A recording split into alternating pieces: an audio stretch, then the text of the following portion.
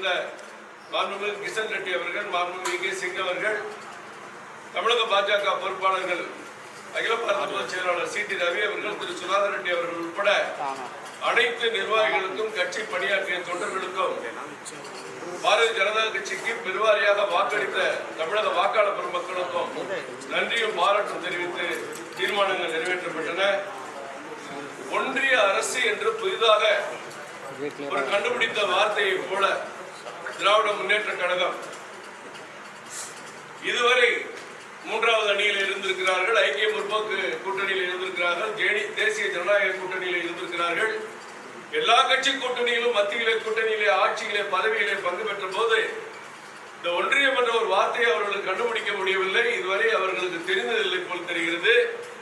ஏதோ ஒன்றியம் என்று சொன்னால் ஏதோ இங்க இருக்கிற கும்மிடிப்பட்டி ஒன்றியம், மீஞ்சூர் ஒன்றியம் போல ஏதோ நாங்கள் உங்களை ஒன்றிய லெவலில் பார்க்கிறோம் என்று அவர்களாக கற்பனையிலே கடவுளை மிதப்பதை போல பேசிக் கொள்கிறார்களே, இது எதை குறிக்கிறது?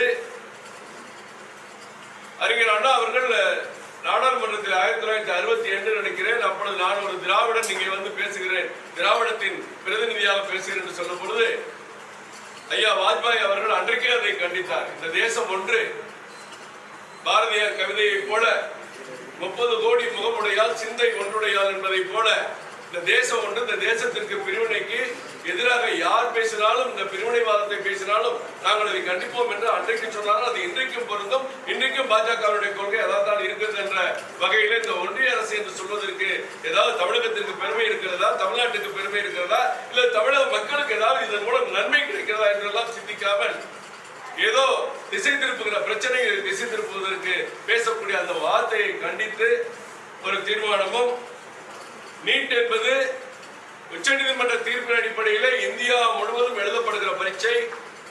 இந்தியா முழுவதும் 15 லட்சம் மாணவர்கள் சராசரியாக எழுதுகிறார்கள். தமிழகத்தில் தான் சதவீதத்திலே அதிகமாக எழுதுகிறார்கள். எல்லா நம்மளை விட பெரிய மாநிலம் மகாராஷ்டிரா, மேற்கு வங்காளம், உத்தரப்பிரதேசம், மத்திய பிரதேசத்தை எல்லாம் விட தமிழகத்தில் தான் அதிகமான மாணவர்கள், 1 லட்சம் பேர், 1,14,000 பேர், 98,000 பேர் ஆண்டுக்கு அதிகமாக மாணவர்கள் எழுதுவது தமிழ்நாட்டில் மட்டும்தான். அதில் இன்னொரு அதிசயம் என்னவென்று கேட்டால் 2019 இந்தியாவினுடைய அனைத்து பகுதியிலும் நீட் மாணவர்கள் தேர்ச்சி விகிதம் 54%. ஆனால் தமிழகத்தில் நீட் மாணவர்கள் தேர்ச்சி விகிதம் 57.4% என்பதை கூட மறந்துவிட்டு சமூக நீதி என்று பொய்யான பிரச்சாரத்தை யாரை பார்த்தாலும் தொலைக்காட்சியிலும் சரி, பத்திரிகையிலும் சரி அறிக்கை கொடுப்பது, சமூக நீதிக்கு இடையூறான நீட் வேண்டாம் என்று எல்லா 69% இடஒதுக்கீடும் இந்த நீட்டிலும் இருக்கிறது என்பதை புரிந்து கொண்டு மக்களையும் மாணவர்களையும் முட்டாளாக்குகிற செயலை கண்டித்து 7.5% இடஒதுக்கீடு கடந்த மாண்புமிகு எடப்பாடி பழனிசாமி அவர்கள் முதல்வராக இருக்கிற பொழுது கொண்டுவரப்பட்ட தீர்மானம் எல்லா கட்சிகளும் ஆதரித்தோம், பாஜகவும் ஆதரித்தது. இன்னும் உங்களுக்கு ஒரு கருத்தை சொல்ல வேண்டுமே ஆனால் 2017 இன்றைய எங்களுடைய அகில பாரத தலைவர் மத்திய சுகாதார அமைச்சராக இருந்தார். அவர் சென்னை வருகிற பொழுது இது போன்ற நிருபர்கள் கேட்ட கேள்வி, ஏழை பள்ளி மாணவர்கள் என்ன செய்கிறார்கள், அவர்களுக்கு என்ன செய்வது, திடீரென்று வைத்து விட்டீர்கள் என்று கேட்டார்கள். நாங்கள் திடீரென்று வைக்கவில்லை, தமிழ்நாட்டுக்கும் மேற்கு வங்காளமும் இன்னும் ஓராண்டு காலம் எங்களுக்கு அவகாசம் வேண்டும் என்று கேட்டார்கள். சரி என்று கொடுத்து விட்டோம். அதற்காக சட்ட திருத்தம் கொண்டு வந்தோம். இந்த ஓராண்டிலும் நீங்கள் தயாராக விட்டால் நாங்கள் என்ன செய்ய முடியும் என்று கேட்டால், அப்பொழுது அவர்கள் கேட்டார்கள், அரசு பள்ளி மாணவியில் படிக்கிற மாணவர்களுக்கு எல்லாம் பயிற்சி போதாது, அவர்கள் என்ன செய்வது என்று கேட்ட பொழுது அன்று சொன்னார் 2017 JP நட்டா அவர்கள், தமிழக அரசு ஏழை பள்ளி மாணவர்களுக்கு நீங்களாக ஒரு ரிசர்வேஷன் வைத்துக் கொண்டு உங்களுக்குள் ஒரு முடிவு செய்து கொள்ளுங்கள், எங்களுக்கு எந்த ஆட்சேபனையும் இல்லை என்று சொன்ன அந்த JP நட்டா அவர்கள் தான் இந்த 7.5% இடஒதுக்கீடுக்கு முன்னோடி என்பதையும் நான் சொல்லிக்கொண்டு, ஏறத்தாழ 2006 இருந்து 16 வரை ஒரு கணக்கு 261 பேர் தான் அரசு பள்ளியில் படிக்கிற மாணவர்கள் MBBS தேர்வுக்கு சென்றிருக்கிறார்கள். ஆனால் கடந்த ஆண்டு மட்டும் 7.5% இடஒதுக்கீடு கிடைத்த காரணத்தினால் 313 MBBS இடங்கள், 313, ஏறத்தாழ 92 டென்டல் காலேஜ், பல் மருத்துவக் கல்லூரி, ஏறத்தாழ 405 இடங்கள் அரசு பள்ளி மாணவர்களுக்கு ஒரே ஆண்டில் கிடைத்திருக்கிறது என்ற உண்மையை கூட மறைத்து இந்த திராவிட முன்னேற்ற கழகம் அவருடைய கூட்டணி கட்சிகள் ஏன் நீட்டை பற்றி பொய்யான பிரச்சாரத்தை செய்கிறீர்கள் என்று கண்டித்து ஒரு தீர்மானம், தேர்தல் வாக்குறுதிகளை எல்லாம் காற்றிலே பறக்க விட்டு ஒவ்வொரு அமைச்சரும் ஆளாளுக்கு ஒரு செய்தியை தினசரி சொல்கிறார்கள். அதில் மிக மிக குழப்பமான அமைச்சர் நிதியமைச்சராக தான் இருக்கிறார் திரு பழனிவேல் தியாகராஜன் அவர்கள். அவர் என்ன சொல்கிறார், என்ன பேசுகிறார் என்று யாரும் கேட்கவில்லை என்ற காரணத்தினால் ஏதேதோ பேசிக்கொண்டு செல்கிறார். தமிழகத்தின் ஒட்டுமொத்த உற்பத்தி மதிப்பு 20 லட்சம் கோடி, ஆனால் நமக்கு கிடைக்க வேண்டியது 80,000 கோடி, நமக்கு அது வரவில்லை. கற்பனையில பேசுறாங்க. யாராவது இந்த பத்திரிகை நிறுவனம் பொருளாதாரம் அவர் சொன்னது உண்மையான கேளுங்க. கேட்டு பார்த்தா தான் அவருடைய வண்டவாள பாகத்துக்கு வரும். பெட்ரோல் டீசல் குறைக்கல அப்படின்னு கேட்டா நீங்க என்ன சொன்னீங்க? தேர்தல்ல 5 ரூபாய் பெட்ரோலுக்கு குறைப்போம், 4 ரூபாய் டீசல் குறைப்போம் சொன்னீங்க. அது செய்யுங்க மக்கள் கேட்கிறாங்க. இதுக்கு என்ன சொல்றாரு? 32 ரூபா 90 பைசா மத்திய அரசுக்கு போயிருது, எங்களுக்கு 1 ரூபா கூட இல்லைன்னு ஒரு அப்பட்டமான பொய்யை ஏன் பேசுறீங்க? அப்பட்டமான பொய். இன்னைக்கு நீங்க குறிச்சு வச்சுங்க, இன்னைக்கு இருக்கிற பேசிக் பிரைஸ்ல 39 ரூபா பேசிக் பிரைஸ் பெட்ரோலுக்கு வருகிறது சொன்னால் தமிழகத்திற்கு மட்டும் 67%. அதிலே 67% அந்த பேசிக்ல நீங்க பாத்துங்க. அந்த வரி ஏறத்தாழ 24 ரூபாய் 23 சில்லற தமிழகத்துக்கு மட்டும் தனியா வருது. மத்திய அரசுக்கு கிடைக்கக்கூடிய வரியில் ஒட்டுமொத்த வருவாயில கிடைக்கக்கூடிய செஸ்ல இந்தியா முழுமைக்கும் 42% என்று சொன்னால் தமிழகத்துக்கு 4% வருது. 4.2%. குழப்புறாரு. 10 மாநிலங்களுக்கு தேவையானதை கொடுக்குறாங்க. அதெல்லாம் வருமானம் இல்லாத மாநிலம், வருவாய் இருக்கிற மாநிலத்துக்கு 1 ரூபா கூட கொடுக்கல. இதெல்லாம் என்ன பேச்சு? சாதாரணமா ரோட்ல போற பேசுற மாதிரி பேசிட்டு இருக்கிறேன். உங்களுக்கு தெரியும், ரெவல்யூஷன் ஃபண்ட்னு சொல்லி customs, income tax, GST, IGST எல்லாம் ஒன்னா சேர்த்து அந்த வருமானத்துல 42% மத்திய அரசு ஒதுக்குறாங்க. அதுல ஒவ்வொரு மாநிலமும் தன்னுடைய பங்களிப்பு கேட்ட மாதிரி இப்ப தமிழ்நாட்டில் ஜிஎஸ்டி 7,000 கோடி கொடுக்கிறோம். அதனால நமக்கு 4.2%. மகாராஷ்டிரா 16,000 கோடி கொடுக்குது, அதுக்காக அந்த 6.8%. இது எங்க பொய் இருக்கு, எங்க ஏமாற்றப்படுறோம், எங்க வஞ்சிக்கப்படுறோம்? உங்களுக்கு கையாளாகல. உங்களுடைய வரியை உங்களுக்கு குறைக்க முடியல. சலுகையை பண்ணுங்கன்னு சொன்னா பெண்களுக்கு பஸ்ல போச்சோம்னா இருக்கிறதுலே மட்டமான பஸ் ஒரு பஸ், அதுல மட்டும் அனுப்புறீங்க. மற்ற பஸ்ல அவங்க ஏற முடியாது. அந்த பஸ்ஸுக்கு வந்து 3 மணி நேரம் அந்த பஸ் வர்றதுக்கு இந்த சலுகை கொடுத்தாட்டா கொடுக்காட்டி என்ன? எதை கேட்டாலும் நாங்க என்னமோ நினைச்சு வந்தோம். நேற்று சட்டமன்றத்தில் கூட பேசியிருக்கிறாரு. என்னமோ நினைச்சு வந்தோம், இங்க நிதி மோசமா இருக்கு, நாங்க நினைச்சதை விட மோசமா இருக்கு. நீங்க என்ன நினைச்சீங்க? என்ன மோசமா இருக்கு? இப்பதான் வெள்ளை அறிக்கை தயார் பண்ண யாரோ புதுசா வந்து சொன்ன பரவாயில்லைங்க. தமிழ்நாட்டில் பிரதான எதிர்கட்சியா இருந்த நீங்க 10 ஆண்டுகள சட்டமன்றத்துக்கு போயிருக்கீங்க, உங்களுக்கு எதுவுமே தெரியாதா? இன்னைக்குதான் அதை பத்தி நீங்க யோசிக்கிறீங்களா? இப்படி சொன்ன வாக்குறுதிகளை நிறைவேற்றாமல் குடும்ப பெண்களுக்கு 10,000 ரூபாய் இன்னும் நிறைவேற்றல. பல அமைச்சர்கள் எதை கேட்டாலும் நிதி நிலைமை மோசமா இருக்குன்னு சொல்ல ஆரம்பிச்சுட்டாங்க. இதை சொல்றதுக்கு நீங்க தேவையில்லையே, சொன்ன வார்த்தைகளை கடைபிடியுங்கள் என்று சொல்லி அவர்களை கண்டித்து ஒரு தீர்மானம் நிறைவேற்றிருக்கிறோம். அதே போன்று நெல் சேமிப்பு கிடங்குகள்லாம் நிறைய தண்ணியில மிதக்குது. போன முறை நமது மாண்புமிகு தமிழக முதல்வர் நிறைய கண்டன அறிக்கை எல்லாம் கொடுத்தாங்க. இன்னைக்கு எல்லாம் மிதக்குது. ஒவ்வொரு இடத்தையும் லாரிகள் வந்து 10 நாள் 12 நாள் லாரி லோடோட நிக்கிற காட்சிகளை தொலைக்காட்சிகளை நாங்கள் பார்த்துட்டு இருக்கோம். அதை கண்டித்து விரைந்து அதுக்கு தமிழக அரசு நடவடிக்கை எடுக்க வேண்டும் என்று ஒரு தீர்மானம் நிறைவேற்றி இருக்கிறோம். அதே போன்று கோவில்கள் திடீர்னு வந்தோன்னு ஆரம்பிச்சாங்க. யாரை திருப்தி பண்றதுக்கு ஆரம்பிக்கிறாங்கன்னு தெரியல. எல்லா கோயிலையும் அவங்க நிம்மதியா சாமி கும்பிட்டு இருக்காங்க. யாருக்கும் எந்த பிரச்சனையும் இல்லை. என்னை இந்த கோயிலுக்குள்ள விடல, என்னை சாமி கும்பிட விடல அப்படிங்கிற பிரச்சனைலாம் இந்த நாட்டை விட்டு போய் பல ஆண்டுகள் ஆயிடுச்சு. ஆனா இன்னைக்கு புதுசா வந்து இன்னைக்குதான் புதுசா கண்டுபிடிச்ச மாதிரி எல்லாரும் அர்ச்சகரா இருக்கோம்.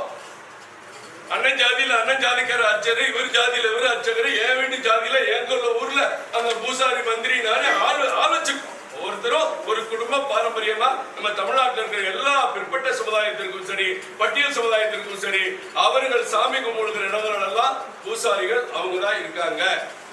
குறிப்பிட்ட ஆகம விதிகளை பின்பற்றுகிற கோவில்கள்லாம் உங்க இஷ்டத்துக்கு நீங்க எதையுமே மூக்க நுழைக்க முடியாது, உச்ச நீதிமன்ற தீர்ப்பு இருக்கு. ஆனா எதையாவது புதுசா பேசினா தானே மக்களை திசை திருப்ப முடியும். அப்புறம் என்னங்க நீங்க சொன்னதை செய்யலன்னா எங்களோட நிதி இல்ல, நாங்க வெள்ளை அறிக்கை கொடுக்க போறோம்னு சொல்றாங்க. உலக பொருளாதார மேதைகளை எல்லாம் கொண்டு வந்திருக்காங்கிறாங்க. அவளை குழப்பறதுக்கு நிதியமைச்சர் ஒருத்தரே போதும். எனவே இது போன்ற நிகழ்வுகளை எல்லாம் நாங்கள் தீர்மானமாக வடித்தெடுத்திருக்கிறோம். இன்னும் சில தீர்மானங்கள் விடுபட்டதையும் எங்களுடைய மாநில செயற்குழு உறுப்பினர்கள் இப்பொழுது கடைசி இறுதியாக சொல்வார்கள். இதையும் சேருங்கள் என்று அதையும் சேர்த்து உங்களுக்கு எல்லாம் அனுப்புவோம். இப்பொழுது இந்த நகலை ரங்கநாயகி அவர்கள் உங்களுக்கு அனுப்புவார். மிக்க நன்றி, வணக்கம். இந்த தீர்மானத்தை மட்டும் ஏற்கனவே இருக்கிறது என்னங்க புதுசா? 1969 இதை பத்தி பேசிட்டீங்களே, புதுசா நீங்க இதை பத்தி உங்களுக்கு வாட்ஸ்அப் அனுப்புறேன், நம்பர் கொடுங்க, எல்லாருக்கும் நான் அந்த சுப்ரீம் கோர்ட் ஆர்டர் எல்லாத்தையும் அனுப்புறேன், நீங்க பாத்துக்கலாம். ஏற்கனவே இருக்கு சார், பெட்ரோல் டீசல் சார் எல்லா சாதியும் பண்றதுல உங்களுக்கு என்ன கஷ்டம்? ஏன் புதுசா சொல்றீங்க? ரோடு தார் நல்லா ரோடு போடுவோம், சிமெண்ட் நல்லா ரோடு போடுவோம் புதுசா சொல்றோமா? ஏற்கனவே தார் ரோடு தான் உடம்பு கூட இருக்கு. பெட்ரோல் டீசல் விலை 100 ரூபாய் கிட்டத்தட்ட இருந்துச்சு. அதனால காய்கறி விலை எல்லாம் கடுமை ஏறுது. இதுக்கு உங்களுக்கு ஏதாவது தீர்மானம் ஏதாவது நிறைவேற்றிருக்கலாம்? இதுக்கு என்ன நிலம் சார்? இதுக்கு தீர்மானம் நிச்சயமாக பெட்ரோல் டீசல் நாங்கள் ஜிஎஸ்டிக்குள்ள கொண்டு வரணும்னு சொல்லி எங்களுடைய பெட்ரோலியத்துறை அமைச்சர் தர்மேந்திர பிரதான் அவர்கள் நாடாளுமன்றத்தில் பல முறை சொல்லிட்டாரு. நீங்க தமிழக முதல்வர் வேண்டாம் சட்டமன்றத்தில் ஒரு தீர்மானம் பெட்ரோல் டீசலை ஜிஎஸ்டியில் கொண்டு வரணும்னு ஒரு தீர்மானம் போட்டுமே. நீங்க தீர்மானம் போடுங்க சார். நீங்க தான் சொல்றீங்க சார் ஜிஎஸ்டிக்குள்ள வந்தா பொருளோட விலை குறையுதுன்னு எல்லாரும் சொல்றோம். எல்லா பொருளும் ஜிஎஸ்டிக்குள்ள வந்தா குறையுதுன்னு சொல்றோம். இதுக்கு கொண்டாங்க. நீங்க ஏன் சார் உங்களுக்கு வர 27 ரூபாய் வருமானத்தை ஏன் இல்லைன்னு முதல்ல சொல்றீங்க? ஏதோ மக்கள்கிட்ட எல்லா பெட்ரோலியத்துக்கு வர செஸ் வரி போகுது, செஸ் வரின்னு வாங்குறோம். செஸ் வரின்னு வாங்கி இந்த மட்டும் தமிழ்நாட்டுக்கு போன வருஷம் 1,18,000 கோடி கொடுத்துருக்கோம் நெடுஞ்சாலைக்கு மட்டும். நல்லா தெரிஞ்சுங்க, மெட்ரோக்கு 68,000 கோடி கொடுத்தப்ப நான் சேர்க்கல, நெடுஞ்சாலைக்கு மட்டும் தான் வருது. இன்னைக்கு விவசாயிகளுக்கு போறது ஒரு விவசாயிக்கு 6,000 ரூபாய் கொடுக்குறோம். தமிழ்நாட்டுக்கு மட்டும் 3,100 கோடி, ஒரு வருஷத்துக்கு 3,100 கோடி அந்த பெட்ரோல் செஸ்ல தான் கொடுக்குறோம். இன்னும் பாருங்க, பெட்ரோல் பாண்டு காங்கிரஸ் பீரியட்ல கொடுத்த பணத்தை இப்ப திருப்பி கொடுக்க வேண்டிய சூழ்நிலை இன்னைக்கு மத்திய அரசுக்கு ஏற்பட்டிருக்குங்க. அது எத்தனை லட்சம் கோடி நீங்க பார்க்க தான் போறீங்க. இன்றைக்கு ஜிஎஸ்டிக்குள்ள கொண்டு வந்தா குறைன்னு எல்லாம் சொல்றாங்க. தமிழக அரசு முயற்சி எடுக்கட்டும், நாங்களும் ஆதரிக்கிறோம். நிச்சயமா பெட்ரோல் டீசல் விலை குறைப்பதற்கு வாய்ப்பு இருக்கிறது. அந்த முயற்சி நடந்து கொண்டே இருக்கிறது. அதற்கு தான் பிரதமர் அவர்கள் இன்னைக்கு எரிசக்தியை பல துறையில் நம்ம முன்னேற்றத்துக்கு பல முயற்சிகள் எடுத்துட்டு இருக்கோம். இன்னைக்கு 10% உற்பத்தி 20% தான் உயர்த்த பாடுபடுறோம். எத்தனால் உற்பத்தி அதிகப்படுத்துறோம், எத்தனால் பெட்ரோல் மிக்சிங் அதிகப்படுத்துறோம். எலக்ட்ரிக் கார் இப்பவே ரோடுகள்ல வந்துருச்சு, நீங்க பாக்குறீங்க 101 கார் வந்துருச்சு. இன்னும் 2025 130 கார் பெட்ரோல் கார் வர எலக்ட்ரிக் கார் வர்றதுக்கு திட்டமிட்டு இருக்கு. எலக்ட்ரிக் காரை ஊக்கப்படுத்தும் வகையில தான் பெட்ரோல் மத்திய அரசு கேட்டிருக்காங்க. இதெல்லாம் கற்பனையான கேள்விக்கு பதில் சொல்ல முடியுமா? புதிய நவீனத்தை நம்ம பேசிட்டு இருக்கோம். நம்பரை சுத்தி போன் போடுறோம், இப்ப செல்போன்ல போன் போடுறோம். அப்ப அந்த போனை அடிக்கிறதுக்கு சொல்லுவோம். இலவசமா பயணம் செஞ்சுக்கலாம் அப்படின்னு ஒரு கண்துடைப்பு அப்படின்னு. பட் நிறைய பெண்கள் எங்களுக்கு எவ்வளவு பெனிஃபிட் ஆயிருக்கு அப்படின்னு சொல்லியிருக்காங்க. கண்துடைப்புன்னு சொல்லணுமா? பாவம், அந்த பெண்கள் இருக்கிறதுலே 3வது 4வது கட்டத்தில் இருக்கிற பஸ் மட்டும் அனுமதிக்கிறாங்க. மற்ற பஸ் எல்லாம் அனுமதிக்கிறீங்க. 1000 கோடி அரசுக்கு செலவாகுது. கூடுதலா 2 கோடி செலவாகட்டுமே. அந்த எல்லா பஸ்களையும் பெண்களை அனுமதிங்க. நாங்கள் வரவேற்கிறோம். ஒன்றிய அரசு என்ற சொல் அவர் சட்டத்துக்கு எதிரானதுன்னு சொல்லியிருந்தாரு. அது சம்பந்தமா வழக்கு தமிழக அரசு அதை பயன்படுத்தக்கூடாது. ஒன்றிய அரசுன்னு சொல்றதுக்கு அந்த வார்த்தையே இல்ல சார். சார், அவங்களுடைய வாதம் என்ன? மாநிலங்கள்லாம் சேர்ந்ததுதான் இந்தியான்னு சொல்றாங்க. முதல்ல இருந்தது வெள்ளக்கார காலத்துல பிரிட்டிஷ் இந்தியா சார். அந்த பிரிட்டிஷ் இந்தியா பிரிஞ்சுதான் சார் இந்தியா, கிழக்கு பாகிஸ்தான், மேற்கு பாகிஸ்தான். அப்புறம் கிழக்கு பாகிஸ்தான் பங்களாதேஷா மாறிடுச்சு. அதுக்கு பிறகு என்ன இருந்துச்சு? சென்னை மாகாணம், மைசூர் மாகாணம். இன்னைக்கு சென்னை மாகாணம்லாம் கர்நாடகத்துல பாதி, ஆந்திரால பாதி, நம்ம இருந்தோம். அதெல்லாம் மாறிச்சு. அப்ப 556 சமஸ்தானங்களை ஒண்ணு சேர்த்துதான் சார் இந்தியாவை உருவாக்குறாங்க. இந்தியா உருவாக்கின பிறகு அண்ணல் அம்பேத்கர் என்ன எழுதினாரு? இந்தியா ஒரு நாடு, இந்த இந்தியா பல மாநிலங்களை கொண்டது. நல்லா கேட்டுங்க, பல மாநிலங்களை உருவாக்கி அதன் மூலம் இந்தியாவை உருவாக்கல. இந்தியா பல மாநிலங்களை கொண்டது. நிர்வாக வசதிக்காக பிரிக்கலாம், மாற்றலாம், என்ன வேண்டுமானாலும் செய்யலாம். பல மாநிலங்களை மத்திய அரசு பிரித்திருக்கிறது. சத்தீஸ்கர், உத்தரகாண்ட், தெலுங்கானா பிரித்திருக்கிறது. தமிழகம் கூட பிரிக்கப்படலாம். தமிழக மக்கள் வேண்டுகோள் வைத்தால் தமிழகம் 2ஆகவோ 3ஆகவோ பிரிக்கப்படலாம். இதெல்லாம் மத்திய அரசோட சக்தி. இதே காங்கிரஸ் கட்சி எப்படி திமுக 2 முறை ஆட்சியை விட்டு விரட்டியது, ஆட்சியை பிடிக்கி விட்டு அனுப்பியது வீட்டுக்கு, அந்த அதிகாரம் அங்க இருக்கு. அப்ப என்ன, அதுல இருந்து நம்ம பேசலாம். இந்தியா பல மாநிலங்களை கொண்ட நாடு. அதுக்கு தப்பா ஒரு அர்த்தம். அவங்க ஏதோ கற்பனையில் எதுக்காக யாரை திருப்திப்படுத்துறது பேசுறாங்கன்னு தெரியும். இல்ல இது தவறு. நிச்சயமா தவறு. இல்ல அது வந்து வழக்காக இப்ப என்ன இது வந்து நிச்சயமா பயன்படுத்திட்டே இருக்கும்னு சொல்லி தமிழக முதலமைச்சர் சொல்லிட்டாரு. சோ நீங்க என்ன சொன்னாலும் அதை தடுக்க முடியாது. சட்ட ரீதியாக இதுக்கு வந்து வழக்கு கொடுக்க வாய்ப்பு இருந்தாலும் ஒட்டுமொத்த கூட்டணியும் 44% ஓட்டு வாங்கியிருக்காங்க. ஏறத்தாழ 56% அவங்க எதிர்த்துதான் ஓட்டு போட்டிருக்காங்க. எல்லா கட்சியும் உட்பட 56% திமுக வேணான்னு ஓட்டு போட்டிருக்காங்க. ஒரு 10-12 சீட்டு தான் வித்தியாசம். இதை வந்து அவங்க ரொம்ப ஒரு திட்டமா நினைச்சு ஒட்டுமொத்த தமிழகமே நம்ம பின்னாடி இருக்குன்னு அவங்க கற்பனை பண்ணக்கூடாது. தேவைன்னா வழக்கு நிச்சயமா போடுவாங்க. தேவைப்பட்ட அவங்க இதை பொய்யா தான் சொல்றாங்கிறத நீட்ல வந்து ஒரு ஆலோசனை குழு போட்டாங்க. நாங்கள் எடுத்து வழக்கு போட்டுட்டோம். அவரு முன்னாள் நீதிபதி ராஜன் அவருடைய அவரை போட்டது தவறு. அதே மாதிரி இந்த ரவீந்திரநாத் உங்களுக்கு எல்லாம் தெரியும். இங்க இருக்கிற நிறுவனம் அத்தனை பேருக்கு தெரியும். நீட்டுக்கு எதிராக தமிழ்நாட்டில் ஒரு ஆளு விழுந்து பேசுறாரு ராத்திரி பவன்லாம் ரவீந்திரநாத் தான். அவரை போய் ஒரு நடுநிலையா ஒரு குழுல போடலாமா? அது என்ன அந்த குழு நியாயமா இருக்கும்? நீங்களே சொல்லுங்க பார்ப்போம். தேவைப்பட்டா நிச்சயமா எல்லாத்துக்கும் வழக்கு தொடரும்.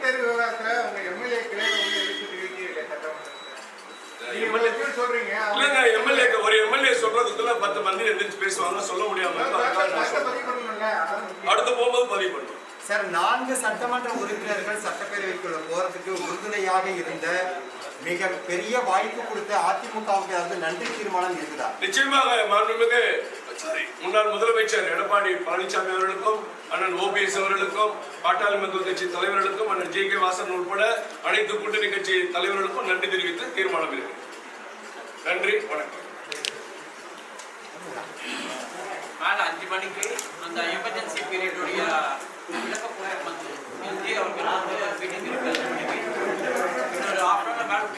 தீர்மான நகல் வந்திருக்கு. இதுல ஒரே ஒரு சின்ன திருத்தம். இந்த தடுப்பூசி போட்டது இதுல கொஞ்சம் குறைச்சிருக்கு. ஏன்னா நேற்று கணக்கு இன்னைக்கு கணக்குப்படி இந்தியா முழுவதும் 30,79,00,000 பேருக்கு தடுப்பூசி போடப்பட்டிருக்கிறது. 30,79,00,000 பேருக்கு. அதே போன்று 39,95,00,000 பேர் இன்றைக்கு மாநிலக்கணக்கு அவங்க பரிசோதனைக்கு உட்படுத்தப்பட்டிருக்கிறாங்க. தமிழ்நாட்டில் மட்டும் 1,25,00,000 பேருக்கு தடுப்பூசி போடப்பட்டிருக்கிறாங்க.